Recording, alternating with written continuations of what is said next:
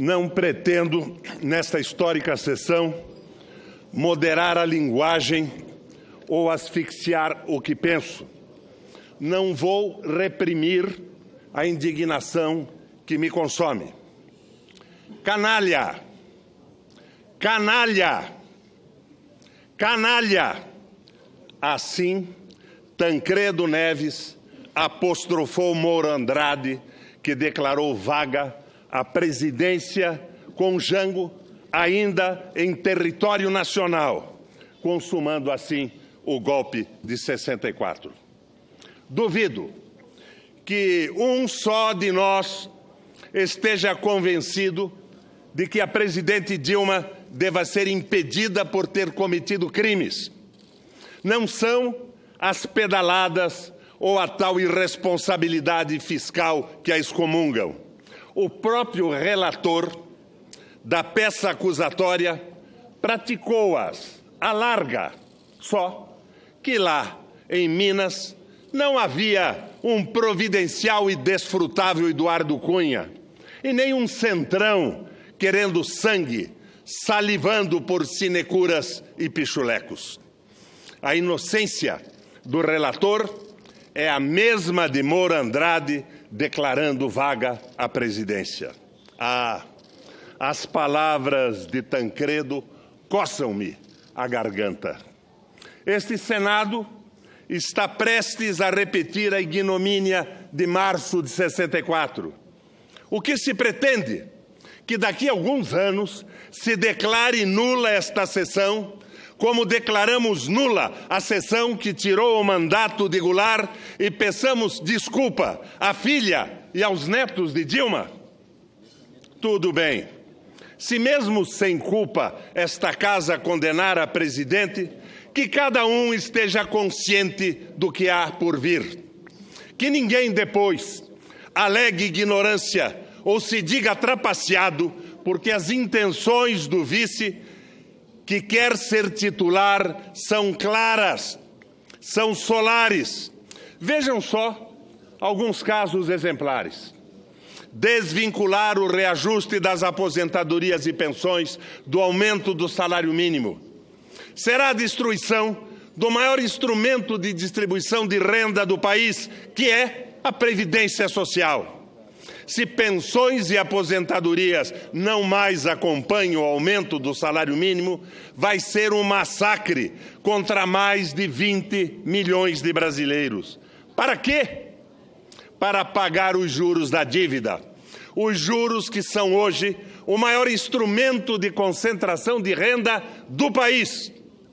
Rever direitos e garantias sociais acumulados ao longo dos últimos 80 anos.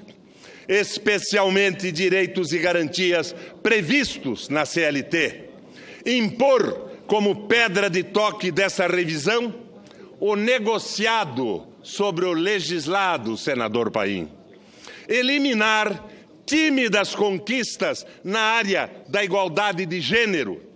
Congelar por inacreditáveis 20 anos as despesas correntes e de investimento da União, excetuando-se as despesas financeiras com o serviço da dívida pública. Ou seja, congelar por 2 décadas as despesas com a saúde, educação, segurança pública, saneamento, infraestrutura, habitação, mas garantir o pagamento dos juros. É como proibir por 20 anos, que por 20 anos nasçam crianças, que jovens tenham acesso a escolas, que os brasileiros envelheçam ou fiquem doentes, e assim por diante.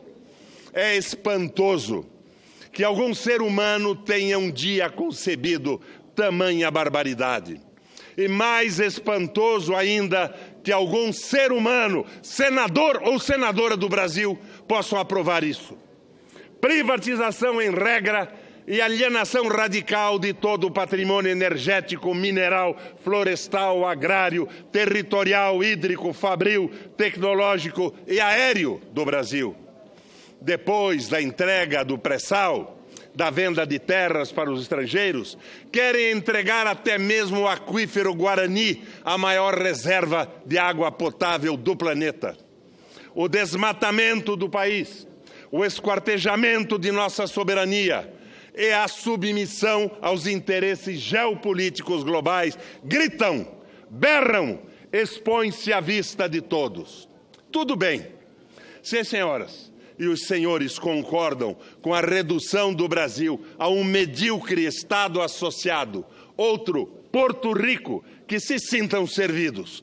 Não será a primeira vez que os abutres e os corvos caem sobre o nosso país, retalhando, estraçalhando, sugando.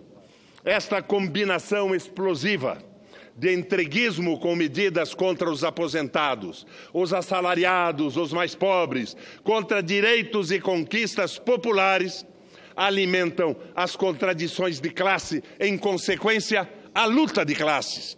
As senhoras e os senhores estão preparados para a guerra civil? Não. Entrincheire-se, então, porque o conflito será inevitável. O povo brasileiro, que provou por alguns anos o gosto da emergência social, não retornará submissamente à senzala. Os dias de hoje, esses infelizes dias, lembram-me outros dias também dramáticos e decisivos. Os dias de agosto de 54. Assim, leio trechos da Carta Testamento de Vargas, porque nela se reproduzem os dramas de agora. Mais uma vez, as forças e os interesses contra o povo coordenaram-se e se desencadeiam sobre mim. Não me acusam, insultam-me, não me combatem, caluniam e não me dão o direito de defesa.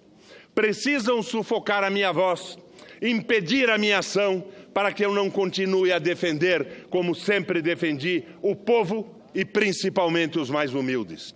A campanha subterrânea dos grupos internacionais aliou-se à dos grupos nacionais revoltados contra o regime de garantia do trabalho.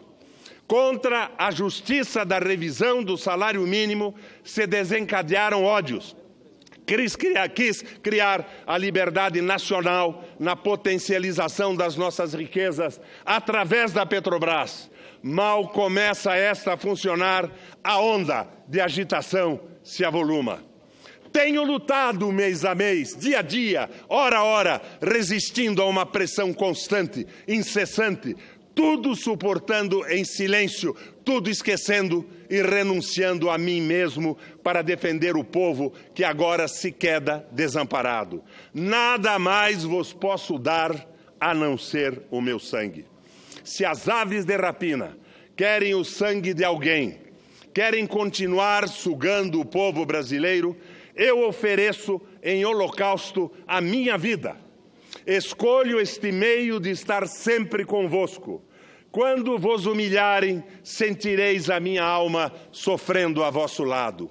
Quando a fome bater à vossa porta, sentireis em vosso peito a energia para a luta por vós e vossos filhos.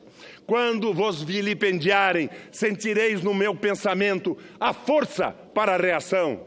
Meu sacrifício vos manterá unidos e meu nome será vossa bandeira de luta. Cada gota de meu sangue será uma chama imortal na vossa consciência e manterá a vibração sagrada da resistência. Esse povo, de quem fui escravo, não mais será escravo de ninguém. Meu sacrifício ficará para sempre em sua alma e meu sangue terá o preço de seu resgate. Lutei contra a espoliação do Brasil. Lutei contra a espoliação do povo. Tenho lutado de peito aberto. O ódio, as infâmias, a calúnia não abateram meu ânimo. Eu vos dei a minha vida. Agora ofereço a minha morte. Nada receio. Serenamente dou o primeiro passo no caminho da eternidade e saio da vida para entrar na história. Senadores, razão, alma e coração. Não ao impeachment. Um governo de aliança e entendimento nacional. O plebiscito e nova eleição. Que não mandem no Brasil os embaixadores de países poderosos. Que não mandem no Brasil os banqueiros, os seus interesses de lucros cada vez mais fantásticos. Razão, alma e coração. Obrigado, presidente. Obrigado, senador.